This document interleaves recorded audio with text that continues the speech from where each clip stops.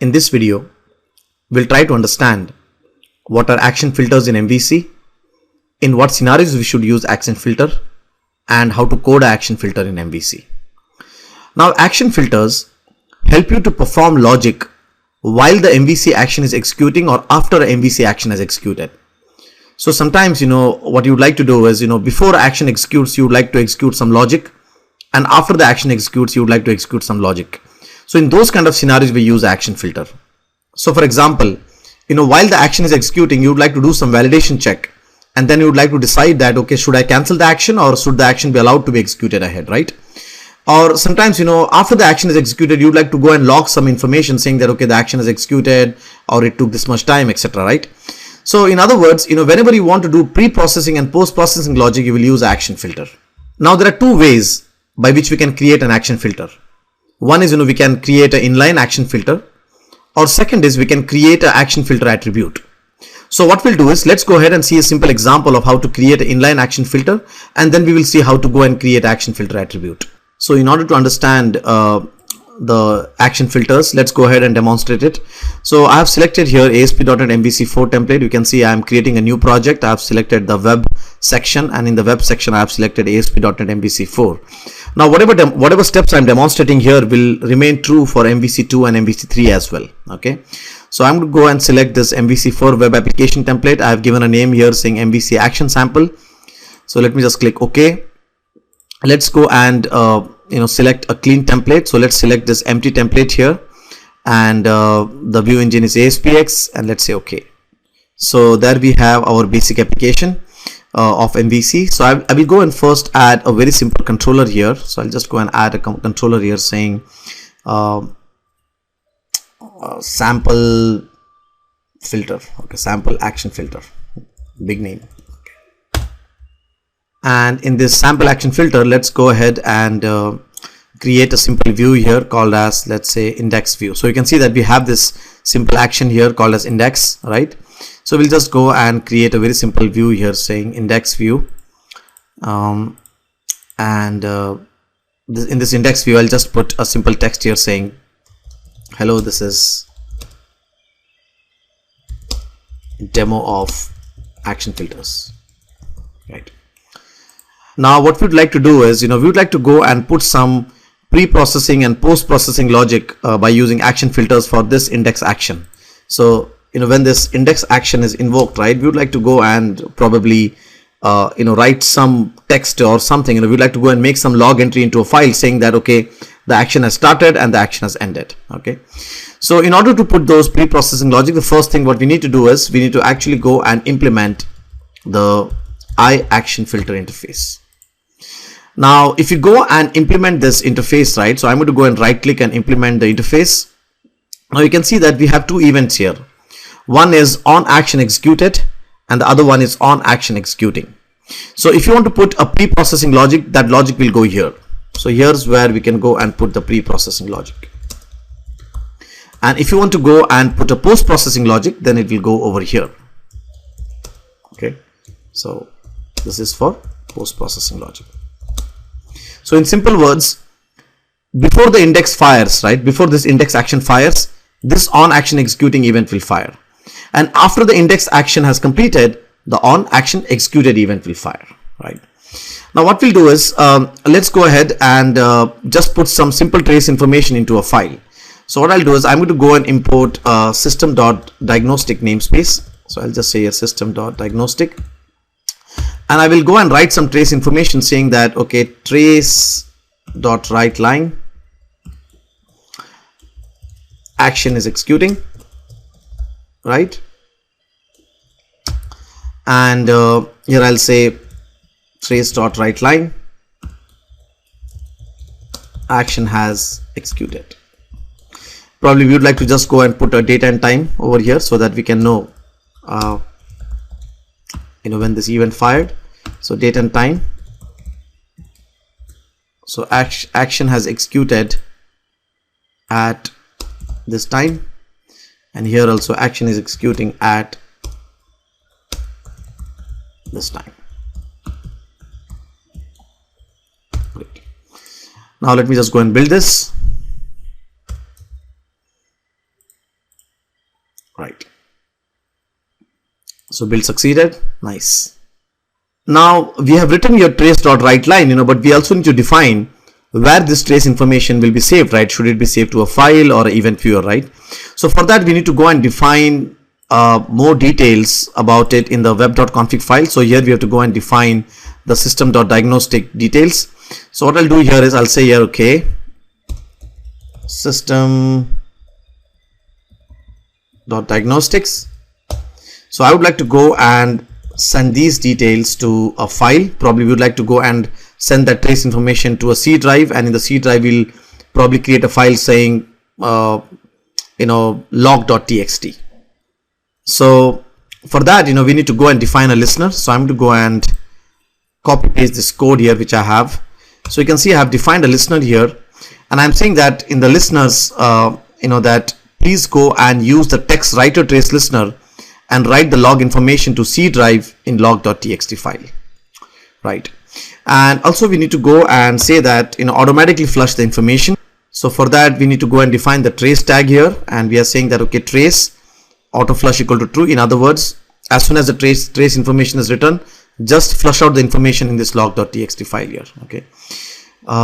Okay, we also need to go and enter trace here. So very quickly /trace. All right. So now that we have defined our trace details, now what should happen is that the time I go and invoke this index action, it should go and write this trace information to this C drive file here in the log.txt, right? So let me just go and run this application. So I'm going to go and do a control F5.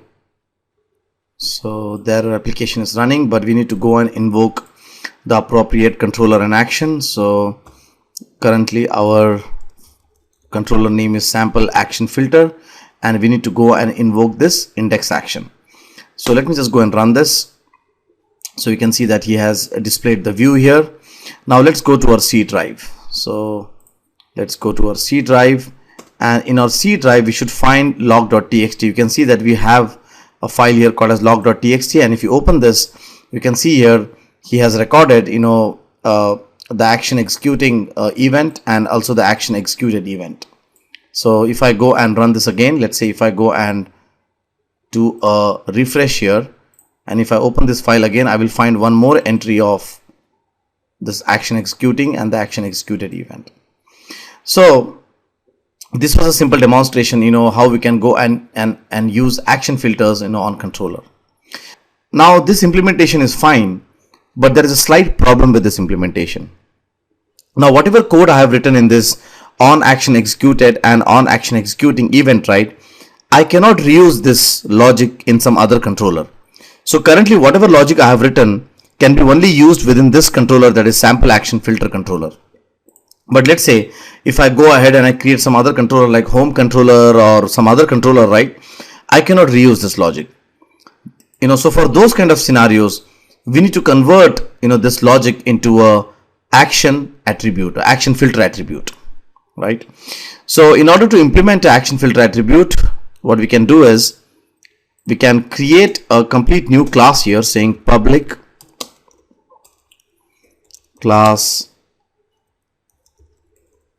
let's say my action filter.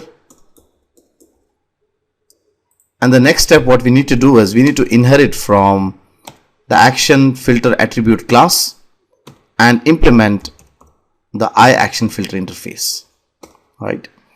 So let's go ahead and implement this interface. And what I'll do is I'll just copy paste, the previous code over here. So this on action executed code will go over here. The on action executing will go over here. And I will remove this code from the controller. So I'm going to go and delete this, and also delete this interface, right? So now you can see the code is completely moved from the controller to a separate class called as myActionFilter, right? Now if I wish, I can take this myActionFilter and apply it to any controller I want.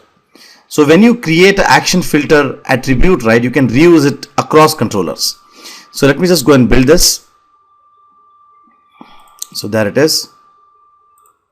Now if you want to use this myActionFilter over this controller here, what we need to do is we need to just go and say here my action filter. So you can see now I'm able to decorate my controller using this my action filter which I've created. So if I now go and run this application, let me just quickly go and build it, and I'll go and delete this log.txt file here to just see that if really this is working or not. So there I am running my application again, /sample action filter /index. So there our application has ran, and you can see now he has created a fresh log.txt file here, and if I open it, you can see that he has fired the action executing and the action executed event.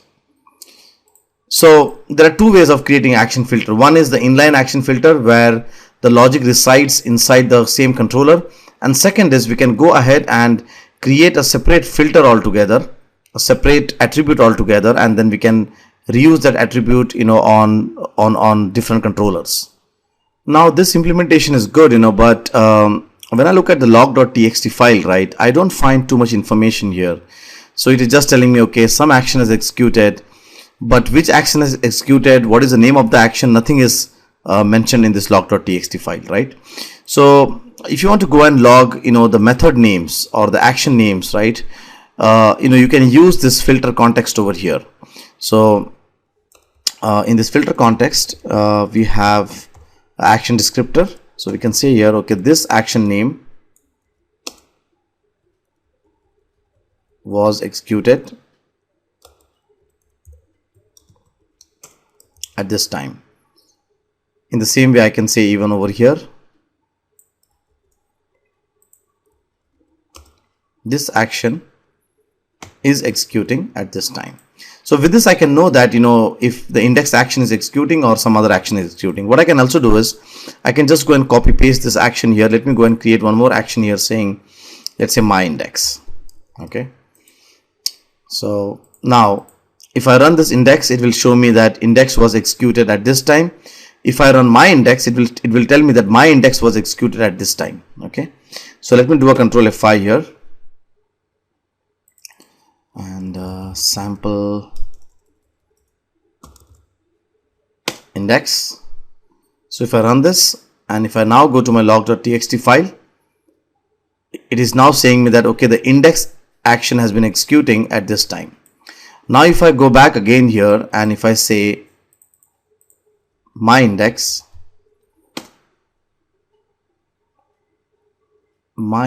okay, so this will just say here that return the view as index. Okay, right. So now if I go and execute my index action, and now if I go again to my log.txt file, it is now telling me that, okay, my index has executed.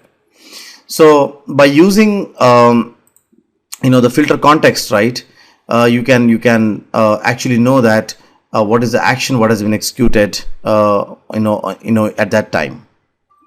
Now when we started this tutorial, I said that we can also cancel the execution, right?